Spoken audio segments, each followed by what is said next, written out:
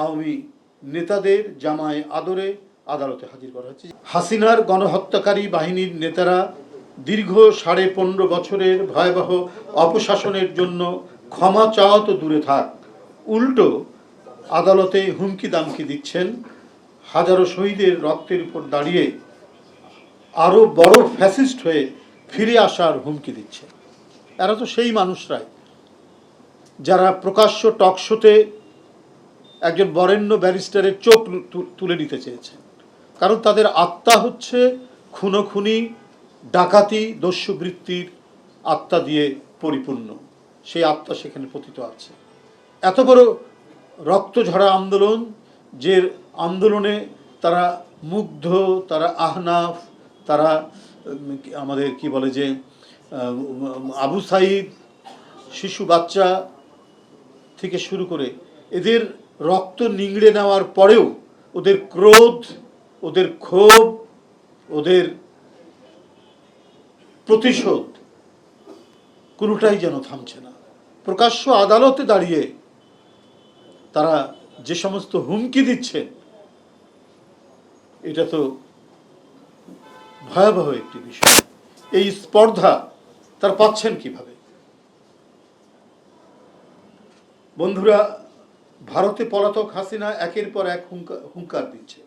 জুলাই আগস্টের শাহজাহান খান গংরা আদালতে এসে সরকারকে দেখে নেওয়ার হুমকি দিচ্ছে, আদালতকে ভেঙচি কাটছে, পুলিশকে থোড়াই কেয়ার করছে।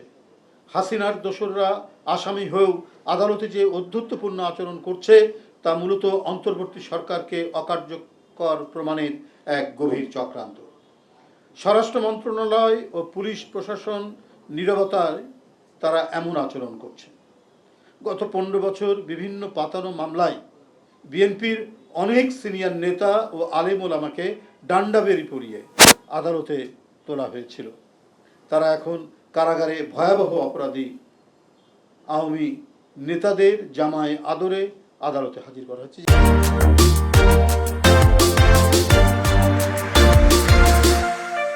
এখানে আমরা যারা সবাই বসে আছি, কেউ শান্তিতে, কেউ স্বস্তিতে। আমাদের একটি রাজনৈতিক, আমি বলবো নিজে এটা একটু গর্ব করেই বলবো, উজ্জ্বল রাজনৈতিক অতীত থাকার পরেও একটা বিশ্ববিদ্যালয়ের ভিপি, একটা বৃহত্তম ছাত্র সংগঠনের প্রেসিডেন্ট এবং এটা সরকারি দায়িত্ব, একটি সরকারি ব্যাংকের চেয়ারম্যান থাকার পরেও আমাদেরকে ডিভিশন, প্রথম শ্রেণীর যে বন্দি, সেই বন্দির মর্যাদা দেওয়া হতো না। হয় অনেক দিন পরে দিত, না হলে দিতই না। সাধারণ বন্দীদের মধ্যে আমাদেরকে ফেলে রাখা হতো।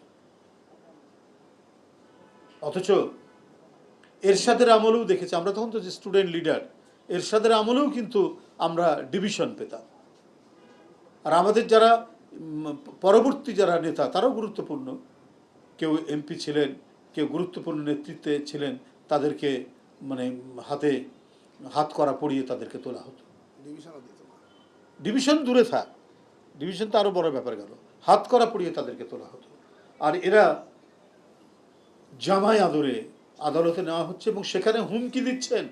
সেখানে স্বাধীনতার ঘোষক শহীদ জিয়া, গণতান্ত্রিক আন্দোলনের যিনি এক অকুতোভয় সিপাহ সালার দেশনেত্রী বেগম খালেদা জিয়া, দেশের জন্য, দেশের মানুষের জন্য, গণতন্ত্রের জন্য যিনি আজকে জীবন মরণ অসুস্থতায় ভুগছেন, তার নামে